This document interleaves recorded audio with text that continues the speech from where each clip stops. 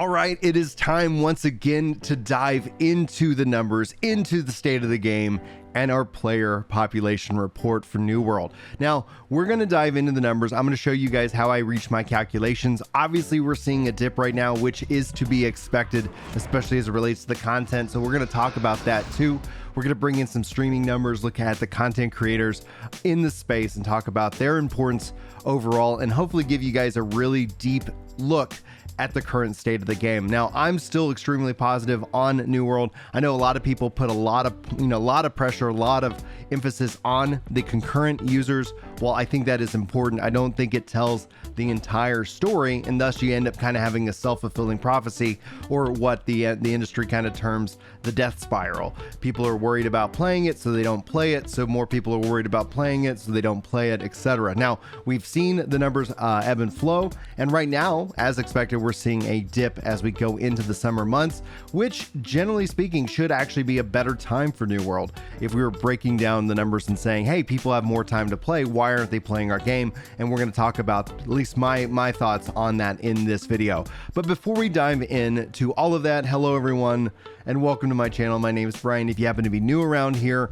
we're going to be using Steam charts as kind of our primary source, but there's other sources that you can kind of use to ebb and check these values. We're actually going to not be using the concurrent users, especially as I'm filming this at a time where the numbers look a little bit low, but we will look at peak players. More than anything else, we're going to look at hours played, and we're going to use Steam charts to track, stream charts to track our content creators and who essentially you might want to follow and check out for more New World content if you're looking for it. Now, before we dive into the core numbers themselves, we are going to see a big dip from the last numbers that were presented. Last time it was around 400,000 monthly active users. We've gotten new reports, especially as it relates to how many hours gamers play on average, on weekly average, and that used to be at 7.1, but we got a report now with COVID that has now jumped up to 8.45. My adjustment for MMO players, because I say MMO players do it longer, was 10, so we're going to adjust that to 12 hours per week of gaming, especially in the era and the age of COVID, and those are going to be our adjustments up from the last month. So that being said, if we look at our current monthly hours played for New World, and I wanted to make this video today before we go into the season of these little events,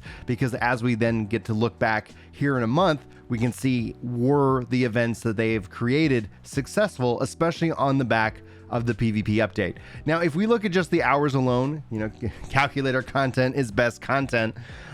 We can see here with 48 hours over the course of a month on average, which is that 12 hour per week. And again, there's going to be some ebb and flows depending on your monthly cycle. You can see here, based off those hours, you would actually gain, or you would have around 246,158 monthly active users, monthly active players of your game that relate to the hours played and our averages. Sure, there's going to be some people who play more. There's going to be other people who play less. We're looking at the people who touch the game overall on that average scale. Now, we can also use the industry standard of 7 to 11 in terms of our multiplication. So if we actually use a multiplier just based off the concurrent users of peak, you're going to get around 275,000. So this is a dip. Around 150,000 players monthly have dipped out of the game over the course of April and May prior to the PvP update. But the PvP update isn't going to actually, I think, bring a lot of people back. It is good content. It's going to serve the base that is still there, but it's not going to be the piece of content that's going to have all of a sudden everybody who's bought in the game rush back and check it. There's going to be a lot of work the New World devs have to put in.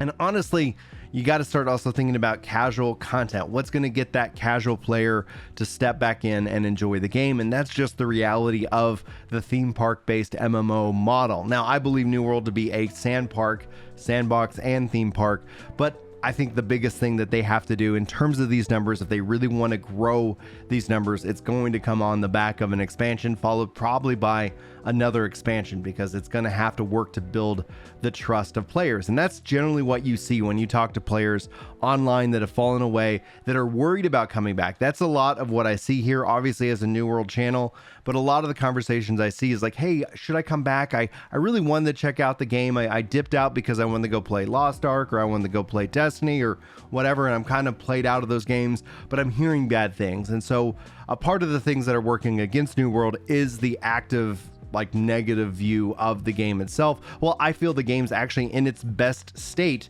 but it still has a lot of work to do. It's kind of like me on my weight loss journey. Yeah, I've lost 35 pounds, but I still got a lot of work to do. I still have plenty of effort that I have to keep putting in, and I get to keep showing up day after day after day. And the thing is that with an MMORPG, you got to do this for years. You got to keep, and you got to be that consistent for years so that it can build up the player trust. But all in all, these are the numbers. I don't think they're catastrophically bad. I think this essentially is actually important as we look into the kind of the roadmap, and we start to see we've finished the spring with the PvP reward tracks, arenas, the blunderbuss, and we're starting to head into the summer. And we do know there's no major update for June, so they're going to be running these events, these double XP events. The weapons one just kicks off today, and we're going to see how this kind of plays out. So that's why this video is going to be interesting to see in retrospect of here about 30 plus days, how, if any, positive impact has happened on the game's population due to it. Now, I would essentially expect we're going to continue to see kind of an ebb and flow, very minimal growth. I don't think the summer, especially with barnacles and black powder, unless there's more things on this list that aren't listed here, are going to be big driving factors when we look at the vast needs the game has, like loadouts. When we start looking at kind of like, you know, the question about a raid could come up, but personally speaking, like that, I'd ask you, like, what does the game need to bring you back? And that would be more in line with it. The autumn setup with the new territory, the new expedition, the greatsword leaderboards, like all of that actually seems to be more inviting back to especially a lot more players. So obviously they continue to work on the quality of life and more over the course of the next 6 months. That's going to be important, but I think especially around this time, if not, they should announce an expansion, because that's going to help build up trust. But that's just my personal opinion. Anyway, if we look at New World, though, as we drill into the numbers, you can see here in the what they classify as April, which was really building off of March, we actually see positive growth of the game. But then essentially in May and over the course of April, this is where we start to see that dip back down again. Why is that? Well, people have played the blunderbuss, they've played the content, and then essentially the question is that why do they want to stick around the game? Well, chances are they might want to go play something else. The question has always been about how do you invite players back into your game, and I think what we can see here in terms of these numbers, and as we actually dip into the stream charts, these kind of reflect very similarly in terms of growth and interest. New weapon is a really good sandbox. It's a really good piece of content that actually feeds everybody, not just your hardcore players, but everybody. And that obviously shows both in streaming, content creation, hours watched, players coming back into the game, and more. Because again, jumping back in here, you can see here jumping back up to 37,000 peak players, and then you can multiply that times 7 to 11 to kind of get your average. And that was the biggest boost after having seen the dip, but now we're even further below because people burn out, people get tired, and they move on. But the quality of the game, I think, speaks for itself. It is definitely a game that has delivered, and it's fixed a lot of its bugs. It has, you know, its player base that's active and interesting, and having a really good time with it. And so yeah, would I like to have New World be a higher player population? Absolutely. But more than anything than a player population, I think essentially those that are just actively anti-New World, and they show up on this channel, interestingly enough, because I guess that they can't help themselves, but the people who are actively anti-New World, yeah, like that is ultimately disservicing them, you know, especially in the MMO space.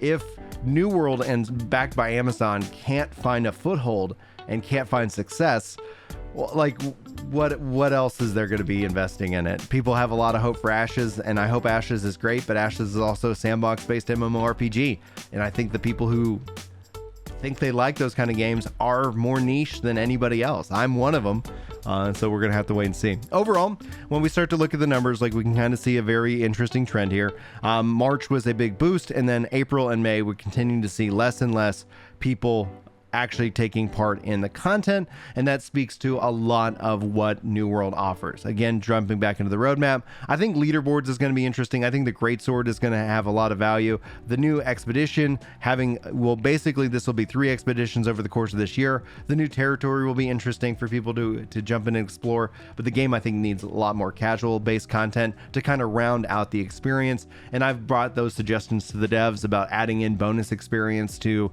like open world PvE mobs. The longer that they've been alive, they'll get bonus experience. Adding in progression post level 60 for experience, that would actually add a lot of value to, I think, a lot of different players of all grades. Having kind of the PvP reward track is great. And then essentially the question obviously will be, what does the battle pass look like for New World? When would they introduce that and more? But this is the player population report for, I guess, technically June, the end of May or June time frame. We've got some interesting numbers here. Obviously, we're going to see player dip. I think we're going to see that kind of slowly maintain itself. I hope I'm wrong. It'd be really cool to see a lot of players come back in June for the double XP events, and that would be very telling. So if that actually happens, that will kind of change, you know, some of the things that they can ultimately do. But all in all, like if you think of the summer new expedition, the group finder I think will be actually a really good quality of life feature for players to be able to jump in to do different content.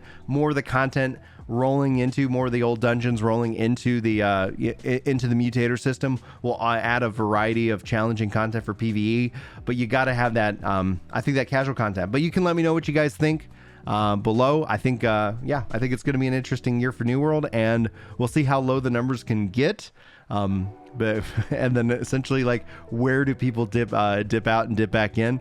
It's gonna be fun. Either way, I'll keep you guys up to date. Thank you so much for watching this video. Hopefully you enjoyed. Hopefully I'll see you on my next one. But until then, take care.